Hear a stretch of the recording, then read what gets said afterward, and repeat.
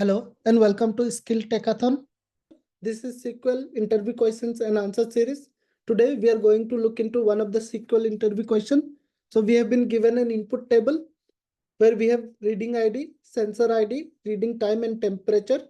This is a time series data, and in the output we need to find out the reading date and average temperature. So from this reading underscore time column, we only want the reading date, and among the dates, we need to find out the average temperature based on dates. So let's go to SQL and check how we can do it. Okay, I have already created the table. So the table name is temperature underscore readings. We have reading ID, sensor ID, reading underscore time, then temperature. Let's create the table. Now let's insert the values into the table. Now let us check our table. So the table has been created with reading ID, sensor ID, reading underscore time, and temperature.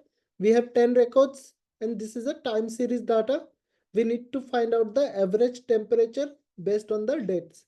So if we look, there are 3 dates. 1st July, there are 3 readings of the temperature. Then on 2nd July, there are also 3 readings. Then on 3rd July, there are 3 readings. And on the 4th July, there is only 1 reading. So let's check how we can find this solution. For this question, we are going to use the date function to extract the date from the reading underscore time column. So here we have date as well as the time, and we want only the date in the output column. So we will extract the date using the date function. So what we are going to do is we are going to select date. Inside date, we are going to pass the reading underscore time column.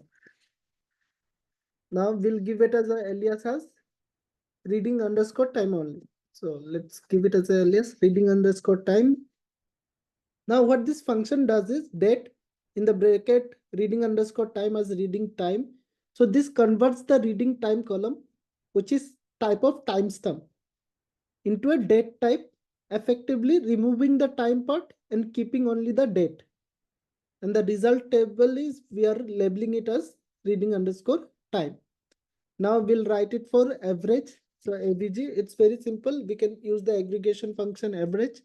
So AVG, inside AVG, we are going to pass the temperature column. And we'll give it as a alias as average underscore temperature. So AVG underscore temperature.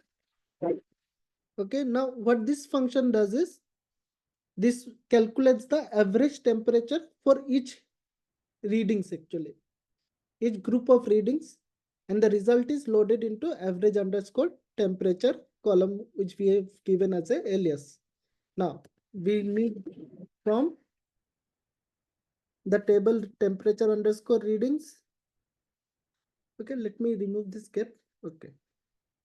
Now we are going to group our data. So we'll be grouping by the reading underscore time. So let's copy this reading underscore time here. Then we'll order by reading underscore time. So first we are grouping this data based on this date. So we can actually name it as reading underscore date instead of time because we are extracting the date. So here also let's write date. Now group by also reading underscore date. So we are first, what will happen in this query is we'll group the data based on date. Then we'll find the average on the groupings. Now let's run this query and check our output. Okay, so we got this. So we are getting on 1st of July. We have average temperature of 27.466667. Then on 2nd July, 26.36. On 3rd July, we have 25.36. On 4th July, 22.9. But the decimal points, right? There are many decimal points. Let us convert this into only 2 decimal points. For that, what we can do is we can simply write before average round. Let's keep the bracket after average temperature, comma, then put 2. So we want till 2 decimal points. Now let's run this. Now the answers are in 2 decimal points. So on 1st July, it is 27.47. On 2nd July, 26.37. On 3rd July, 25.37. On 4th July, 22.9. So in this way, we can solve this question. We can use the date function, then the average function. If you want to round it up, you can use the round function, then group the data by date, then order the data by date. I hope you got the idea how we solved it. Thank you. We'll see you in the next video.